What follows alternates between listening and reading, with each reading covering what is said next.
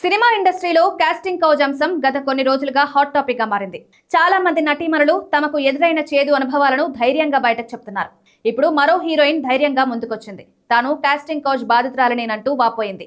భారత star cricketer Deepak Chahar సోదరి Malti Chahar Bigg Boss Hindi season 19 house లోకి కంటెస్టెంట్ గా అడుగుపెట్టింది. విజేతగా నిలవకపోయినా తన ఆట మాట తీరుతో బుల్లితెర ఆడియన్స్ కు బాగా చేరువైంది.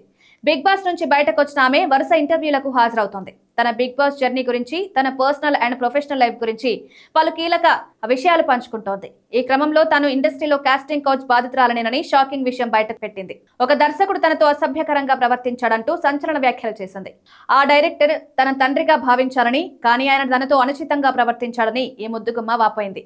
ఒక సీనియర్ ఫిలిం మేకర్ తనను బలవంతంగా ముద్దు పెట్టుకోవడానికి ప్రయత్నించాడని మాల్తీ ఆవేదన వ్యక్తం చేసింది. సినిమా ఇండస్ట్రీలోని కొంతమంది తనను చాలా వేధించారని ఆమె చేదు అనుభవాలను గుర్తు చేసుకుంది.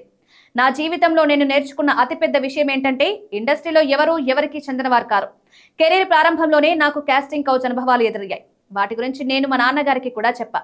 కొంతమంది 2-3 సార్లు నాతో అసభ్యకరంగా ప్రవర్తించేందుకు ట్రై చేశారు. కానీ నేను ఎవరిని వారి పరిమితులను దాటనివ్వలేదు. ఇక్కడి వారు చాలా ముందు చూపుతో వ్యవహరిస్తారన్నారు.